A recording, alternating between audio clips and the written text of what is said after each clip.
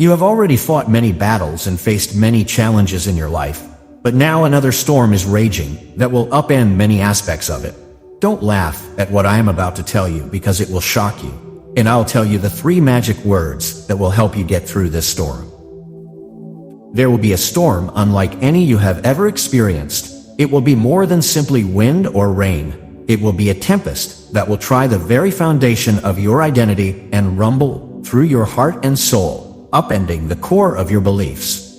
It will have an impact on 2 essential areas of your life: your sense of security and the relationships you have with other people. Yes, this storm will make you reevaluate your values, your beliefs, and the way you define your relationships. I am the Alpha and the Omega, the beginning and the end, the one who initiates the storm and calls it to halt. This storm will not come to punish, but to awaken. It is the forceful emergence that breaks false peace to reveal a deeper truth you once knew. I have watched as the world moves in the cadence of its routines, unaware of the shifting tides of the invisible. Those who have survived smaller storms should embrace themselves for the one that will expose your weakness and resiliency. The comfort of your plans will be the first to be swept by the winds through the havens you have created around yourself. The barriers of familiarity. The first part of the storm is your security, both material and intangible. The routine that lulls you into a false sense of control will be questioned, and you will feel the pull of uncertainty and the chill of out-nibbling at the edge of your comfort. The fundamental foundation you stand on is financed by your career. Many will clutch at their belongings, strengthen their defenses, and try to hold on to what they think will keep them safe. But I assure you that only that which is rooted in the truth of my essence will withstand the storm's fury. This trial will reveal the false idols that you have hidden in the chambers of your heart where you have placed your faith. Whether in the ephemeral nature of wealth, status, or the brittle constructs of human assurance. Recall the ancient tales of kings who erected strongholds on the sands of pride, only to have them swept away by the seas. This storm will destroy the castles of pride and independence and separate what is built on rock from what is built on sand. However, it will be a divine opportunity because only by tearing them down can the sacred rebuilding begin. When the winds remove these facades, there won't be any shame in what is exposed, only the opportunity to start over, anchored in something real and eternal. However, this is only the first wave. As the storm moves deeper, you will start to see its second face, which will reach into the realm of your connections. Every relationship, whether it is based on convenience or love, will be affected by this wind. For some, it will be a breeze that clears misunderstandings and fortifies bonds. For others, it will be a tempest that reveals cracks that have long been concealed beneath pleasantries and smiles.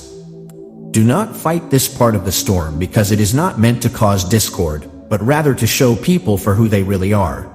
Masks will fall away as the winds blow. Those who are dishonest will disperse as they are unable to endure the gale, while roar and the motivations behind deeds will be revealed. However, those whose hearts are in line with the truth will remain steadfast even when the storm tests their mettle. There will be times when some ties fall apart, but this is also a necessary part of the storm's plan. Because I don't take without giving, I don't prune without preparing for new growth, and the shedding of old unhealthy branches makes room for new, healthy ones. Similarly, while some of your life's bonds may break, others will grow stronger and flourish, creating new opportunities. In the crucible of the storm, you will wonder what loyalty, trust, and love really mean. Relationships built on flimsy foundations, obligations devoid of affection, pretense, and authenticity will crumble under the test of the howling winds, exposing the stark contrast between what is true and what is convenient. However, do not allow yourself to be depressed as you watch some relationships fade. Instead, see them as sacrifices made on the altar of growth, where you will realize that not all losses are losses, but rather paths to freedom that are meant to make room for the true and resilient.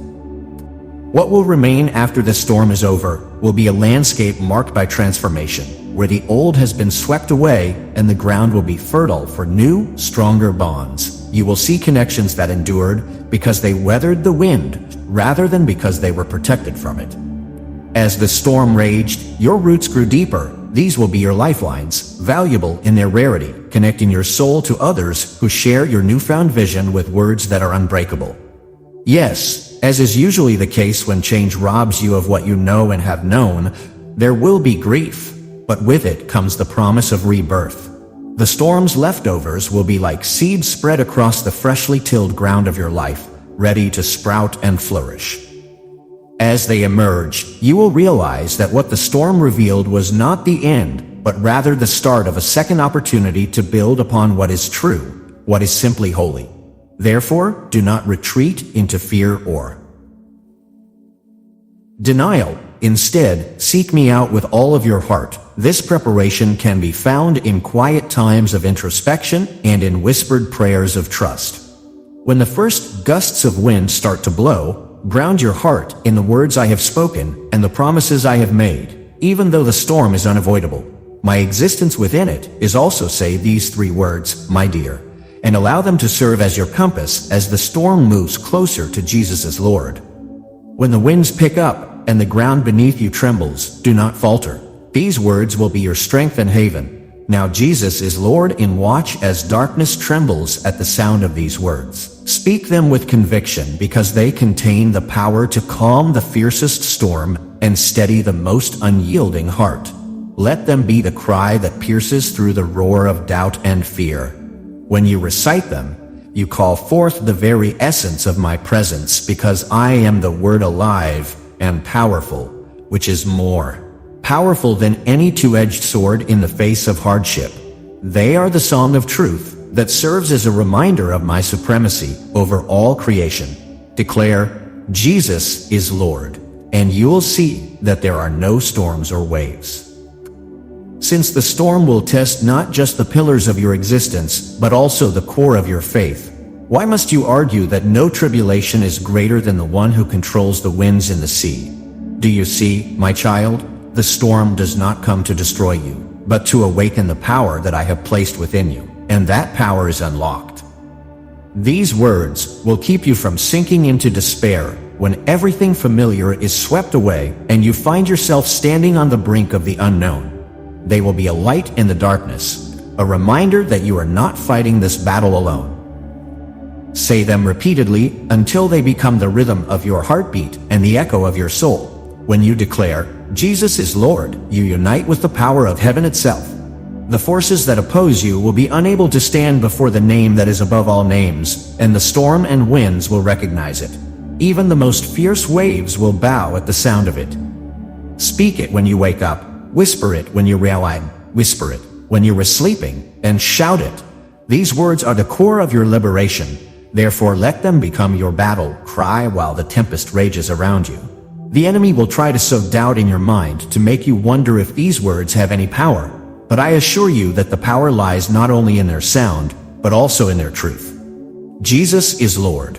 Words that split the veil, draw my presence closer, and bring peace to your chaos. You may feel alone, but when you declare my name, all of heaven rallies on your behalf.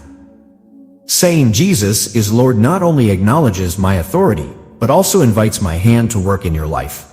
It opens your heart's doors and gives me reign over your storm. When the storm is at its worst and you want to give up to the chaos, take a deep breath and say these words with all of your might. Remind yourself of the promises I have made to be with you always, to be your strength and refuge, and to be there for you whenever you need me. Because I am the same yesterday, today, and forever. The same power that shuts the mouths of lions, parted seas, and raises the dead. You are no different from those who came before you. When you declare that Jesus is Lord, you are claiming those promises as your own and stating that my power is not something you rate, but something that lives and breathes within you. Think of those who faced lions' flames and raging waters. They too clung to my name and were delivered. Declare that the dead dwell in your name. Say it as though your life depends on it, because your spiritual life does. You will discover that, as you do so, you will feel a surge of strength. The storm may still rage, and the winds may still howl, but you will stand in a peace that is incomprehensible because you will be surrounded by the certainty that I am with you, commanding the storm and keeping watch over you. Knowing that every storm has an end, even when its rage seems unending, will allow you to stand triumphant, your faith unfazed, and your spirit rejuvenated. Therefore, I implore you to speak these words now, before the storm reaches its zenith, and let Jesus' Lord become your song, your declaration, your unwavering anchor. Teach them to your children, and spread them throughout your homes and every aspect of your life, because in them you will find not only refuge, but victory. When the storm passes, as it undoubtedly will, you will realize that you stood not by your own strength, but by the strength of the one who calms the seas. In the days ahead, you will face challenges and feel the winds of uncertainty and fear bearing down on you. But keep in mind that I have already conquered the storm and that I am not your master. As you speak to Jesus as Lord, you invoke the victory I have already secured, and you stand not as a storm victim, but as a child of the Almighty, powerful, protected, and incredibly loved. Say, Jesus is Lord now, my dear, and let that be the banner you fly when the storm comes. Do it with hope and trust, knowing that the one who is with you is stronger than anything that is against you. Therefore, my loyal one, do not be afraid of the impending storm. Instead, welcome it as the divine upheaval that will purify and awaken you. For dawn always follows a storm, and in that light, you will realize that the storm was never your enemy, but rather the beginning of your greatest metamorphosis. Amen. Thank you so much for supporting our channel. If you agree with this video, type Amen. If you love God and you believe in Him, please share this video.